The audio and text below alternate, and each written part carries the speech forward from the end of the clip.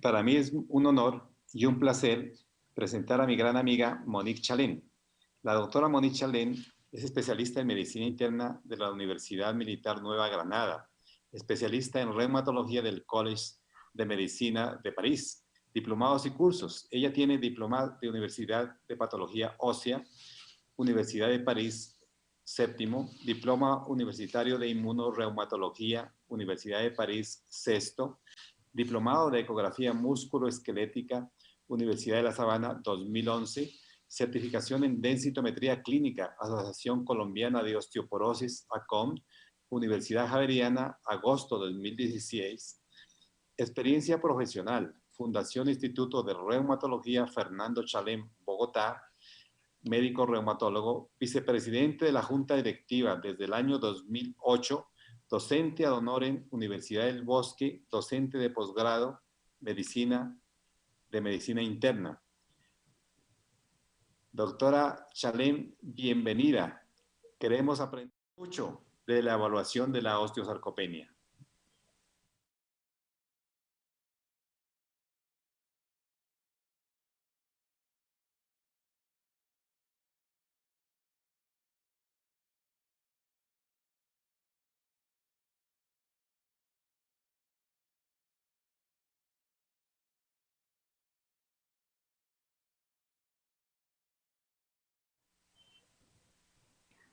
Buenas tardes a todos, queridos amigos Orlando Villota y Carlos Arteaga, quien fue alumno mío. Felicitaciones por este reto tan grande, por sacarlo adelante. Y un saludo a mi hija Ilana, quien está del otro lado en su pantalla en su primer congreso virtual. La valoración de la salud musculoesquelética no está completa si no hablamos de sarcopenia y si no unimos los dos conceptos de osteoporosis y sarcopenia que conocemos hoy en día como osteosarcopenia.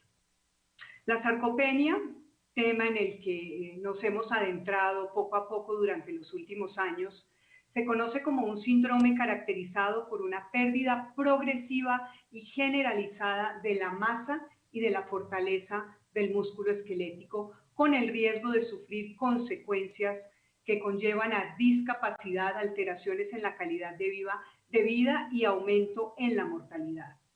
La osteosarcopenia se define como la combinación entre baja fuerza muscular, baja cantidad o calidad muscular que se acompaña de bajo rendimiento físico.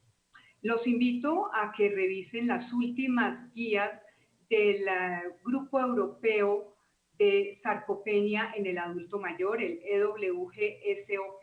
Ellos actualizaron sus últimas guías en el año 2019, las previas habían sido en el 2010.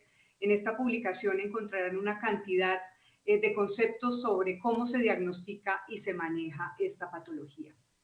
¿Cuál es el impacto de la sarcopenia? La sarcopenia va a aumentar el riesgo de caídas y de fracturas, va a alterar la habilidad de las personas para realizar las actividades de la vida cotidiana, va a ocasionar trastornos en la movilidad, se asocia con diferentes patologías sistémicas, enfermedades cardíaca, respiratoria, trastornos cognitivos, en fin, va a alterar la calidad de vida, va a ocasionar una pérdida de independencia y pues por obvias razones va a generar un incremento en los costos en salud. En este gráfico podemos ver cómo es la fortaleza muscular a lo largo de la vida. Tenemos acá en este eje la fuerza muscular y en este eje la edad. Como vemos durante los primeros años en esta curva, tenemos que llegamos a un pico de fortaleza muscular, así como llegamos al pico de masa ósea, es muy equivalente. Durante la vida adulta, los primeros años, se mantiene este pico de masa muscular que posteriormente e inevitablemente se va perdiendo durante los años subsiguientes. Hay un umbral de baja desempeño físico y hay un umbral de discapacidad pues que van a estar a lo largo de todos los años. Y acordémonos que esta fortaleza muscular tiene que ver con la edad. En primer lugar, se asocia también con enfermedad, patologías coexistentes, con inactividad física y obviamente también con aspectos nutricionales. La edad tiene mucho que ver con el desarrollo de osteosarcopenia y así como con osteoporosis, la edad es tal vez el factor más importante relacionado con la aparición de esta patología. Tenemos entonces que cuando envejecemos, nuestras células también envejecen y esto es un concepto que conocemos como senescencia celular. Esta senescencia celular va a estar presente también en las stem cells, que son las responsables de formación de tejido óseo y muscular, lo cual va a afectar la regeneración de estos tejidos. Vamos a tener daño macromolecular, vamos a tener alteraciones metabólicas que van a influir en esto, que se van a acompañar de procesos inflamatorios. Acordémonos que tanto el envejecimiento como las patologías asociadas se asocian a un concepto que conocemos como inflamación crónica de bajo grado y esto también va a influir en esto. Hay un aspecto muy importante que es la adaptación al estrés y aunque tanto la osteoporosis como la sarcopenia están determinadas genéticamente en un 60 a 70%, la interacción con el medio ambiente, que nos habla de factores epigenéticos, también puede influenciar su desarrollo. Y estamos hablando acá, cuando hablamos de fisiopatología de la osteosarcopenia, de un verdadero diálogo entre músculo y hueso. Entonces tenemos acá la sarcopenia, es una disminución en la masa y la función muscular, y la osteoporosis, que es una disminución en la masa ósea. Juntas entonces van a hablarnos de osteosarcopenia. Y estos son muchos de los factores que van a influir tanto en la alteración de masa muscular como en la alteración ósea. Edad, factores genéticos, inactividad, que es un factor muy importante y sobre el cual podemos intervenir terapéuticamente, disminución de la carga mecánica, inflamación, todo esto nos va a generar una disminución de la masa muscular. Tenemos patologías inflamatorias y crónicas como la diabetes, obesidad y malnutrición, la muy comentada disminución o deficiencia de vitamina D y anomalías en la función tiroidea. Disminución en la producción de hormonas sexuales, la menopausia obviamente, disminución de hormonas importantes como hormona de crecimiento o factor estimulante similar a la insulina, infiltración de músculo y hueso por grasa y consumo obviamente de corticoides de alto interés para nosotros. Todo esto se va a acompañar de la generación, de la producción de sustancias como miostatina, citoquinas proinflamatorias, metaloproteinasas que van a pasar del músculo y afectar el hueso o en la otra vía, y de esta manera hay toda una intrincada diálogo entre ambas situaciones.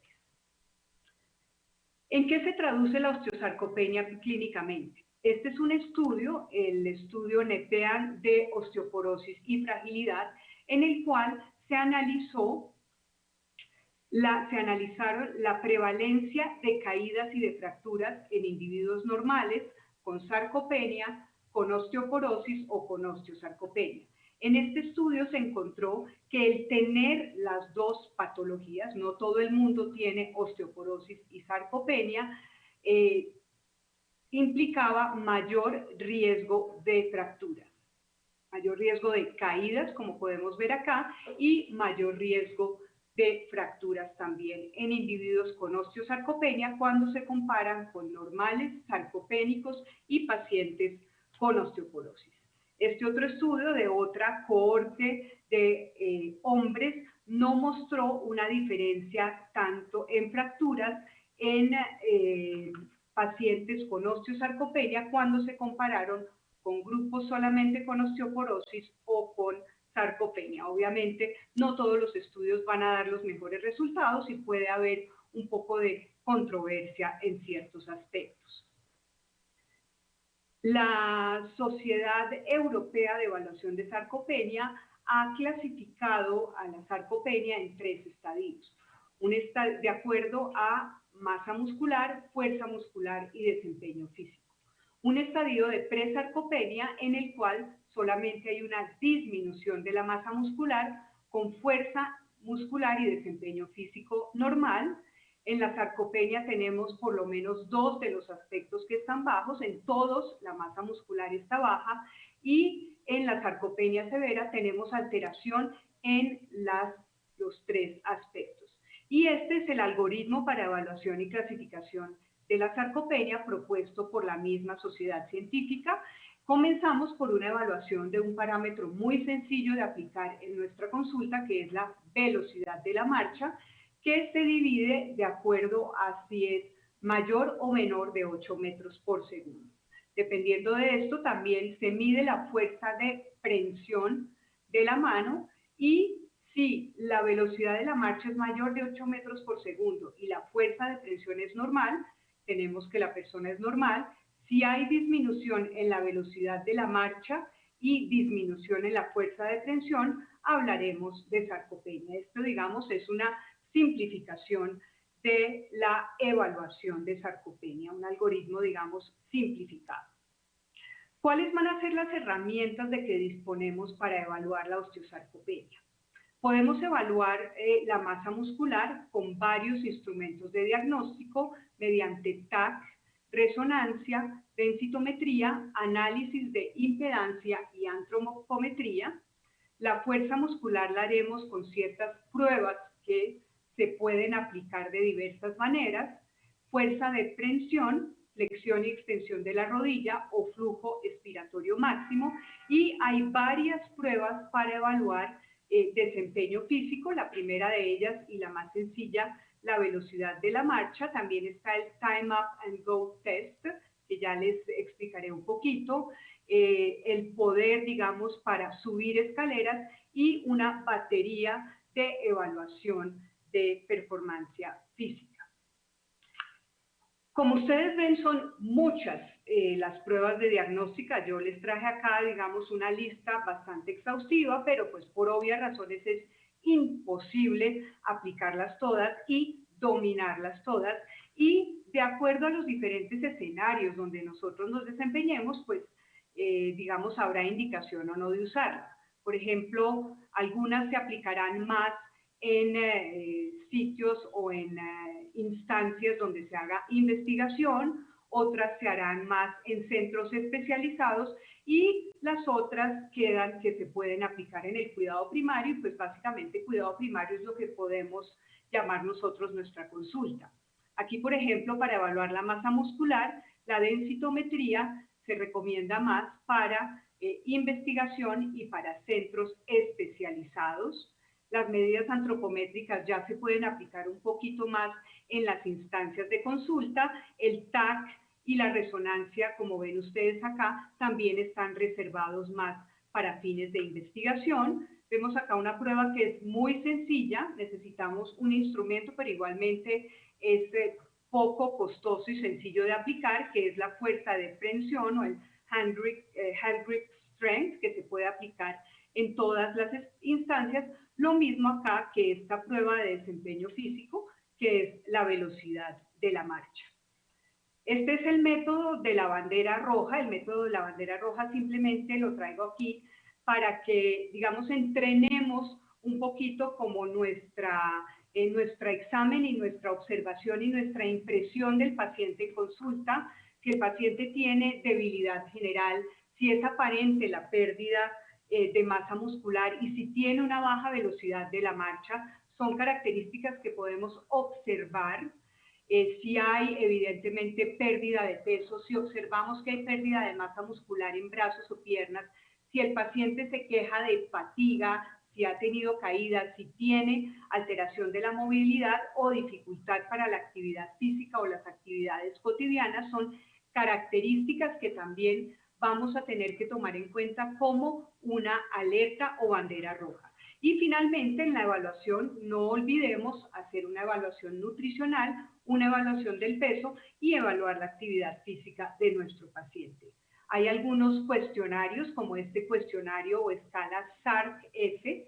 Hay una versión en español que fue validada en México y es un cuestionario, como pueden ver ustedes, bastante sencillo, que evalúa los siguientes ítems: fuerza muscular, asistencia para caminar, levantarse de una silla, que para nosotros es un parámetro fundamental que podemos ver muy fácilmente en nuestra consulta, subir escaleras y caídas. Un puntaje mayor de 4 en este cuestionario ya es diagnóstico de sarcopenia, y pienso que es un cuestionario que se puede aplicar con bastante facilidad.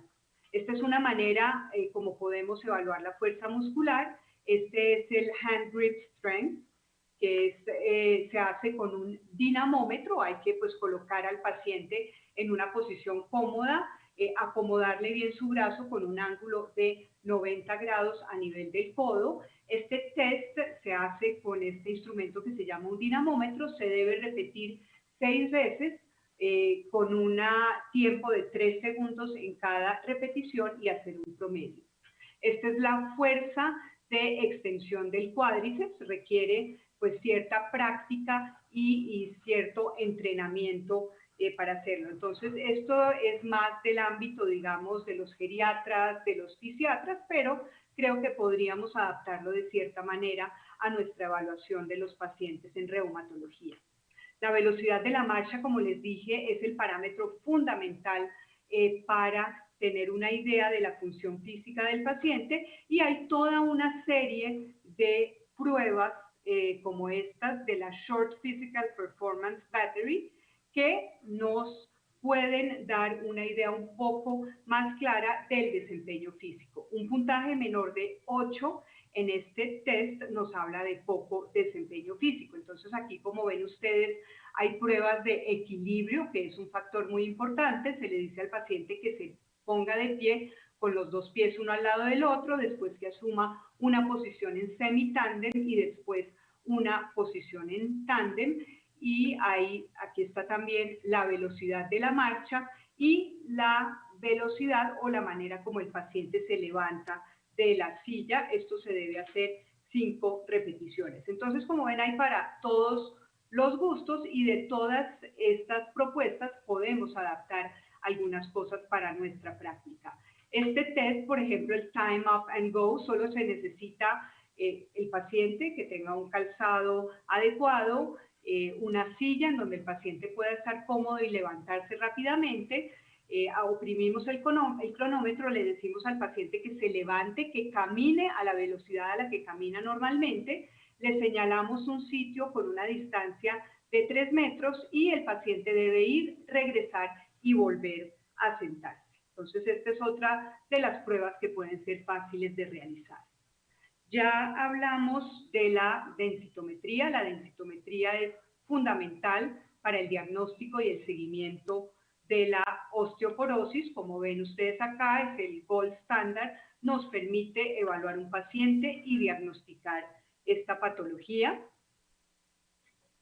También tenemos otra herramienta que está incorporada en muchos de los densitómetros, que nos trae más información acerca de calidad ósea, que es el Trabecular Bone Score. Mide el hueso trabecular en niveles de grises en la columna vertebral. Obviamente tiene limitaciones. La primera limitación, diría yo, es que muy pocos densitómetros en nuestro país tienen incorporado este software de Trabecular Bone Score. Cada vez hay más, pero pues la principal limitación sería no tenerlo. La primera indicación hoy en día del TBS es permitirnos hacer un ajuste del FRAX para darle un poquito más de precisión. Este es un ejemplo en el cual se ve cómo el Trabecular Bone Score aporta una información adicional, porque el ejemplo de este paciente es un paciente con la misma densidad mineral ósea, pero con un valor de TBS completamente diferente, lo cual habla de un diferencial en la calidad ósea. Todavía, digamos, esta información no está validada para medir calidad ósea, pero es un elemento interesante que podemos tener en cuenta. El DEXA también tiene otro tipo de software que nos permite evaluar la composición corporal. Y esta composición corporal nos va a permitir evaluar la masa grasa, la masa ósea y la masa magra. Estas son las indicaciones de la International Society of Clinical Densitometry para evaluación de composición corporal. Realmente las recomendaciones de composición corporal en estas posiciones oficiales son muy breves. La primera de las recomendaciones es usar en pacientes HIV para evaluar los casos de lipoatrofia, muy útil en el caso de obesidad, pacientes que han sido sometidos a cirugía bariátrica o a otro tipo de intervenciones. Y la tercera indicación sería la debilidad muscular o pobre función física, o sea, el caso de la sarcopenia, aunque en esta posición oficial dicen que todavía no se recomienda de manera no se recomienda porque tiene, digamos, ciertas limitaciones para hacer este tipo de evaluación, especialmente en adultos mayores. Algo muy interesante de esta valoración de la composición corporal es que la masa muscular se puede medir tanto a nivel central como a nivel apendicular. Y la masa muscular apendicular tiene la ventaja de que no hay tejido graso que interfiera con la evaluación. Esta es una tabla que nos muestra la masa muscular apendicular en 4 poblaciones, 2 en Estados Unidos, una en Estonia y otra en Australia, en donde nos muestran los valores diferenciales de las poblaciones y los valores para hombres y mujeres en diferentes equipos que tienen este software incorporado.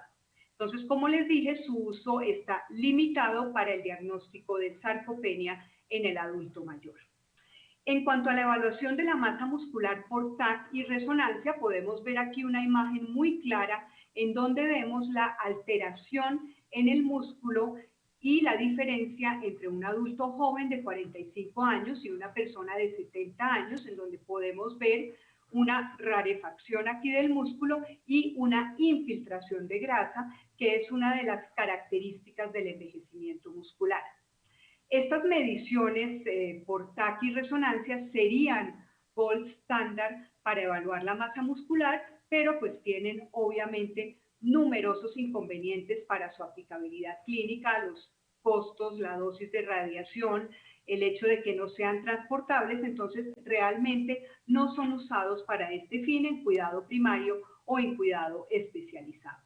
Y ya para terminar, doctor Villota, yo me imagino que usted, así como el doctor Díaz, pues también está embarcado en este mundo del ultrasonido que ofrece muchas posibilidades para evaluar la sarcopenia. Esta es una revisión sistemática en donde se analizó la confiabilidad y la validez del ultrasonido para cuantificar músculos en adultos mayores. Fueron 17 estudios que evaluaron la cuantificación muscular en adultos mayores de 60 años, adultos de la comunidad. 4 de 3 estudios evaluaron la confiabilidad intra e interexaminador, la confiabilidad o el coeficiente de correlación intraclase, y encontraron una mejor correlación en los siguientes músculos: vasto lateral, recto femoral, en el compartimento del brazo anterior y en el tronco. Y 2 estudios evaluaron la masa magra evaluada por ultrasonido y determinaron que era comparable a la que se obtenía por DEXA. Entonces tenemos en nuestras manos, y para todos los que se dedican a la ecografía, una herramienta muy importante que está comenzando a dar de qué hablar en la evaluación de la salud muscular en adultos mayores. Yo también traje mi viejita acá, Noemí tiene la suya que siempre nos muestra. Esta es la vieja cortesana, una escultura de Auguste Rodin. ¿Cuáles serían los mensajes que les quiero dejar? Definitivamente la evaluación de osteoporosis en el adulto mayor debe ser integral y no solamente incluir la interpretación de densitometría. Este concepto de osteosarcopenia nos permite profundizar e ir un poco más allá Y como reumatólogos debemos incorporar a nuestro quehacer clínico herramientas clínicas e imagenológicas que nos permitan poder evaluar y tratar adecuadamente a los pacientes con osteosarcopenia. Muchas gracias.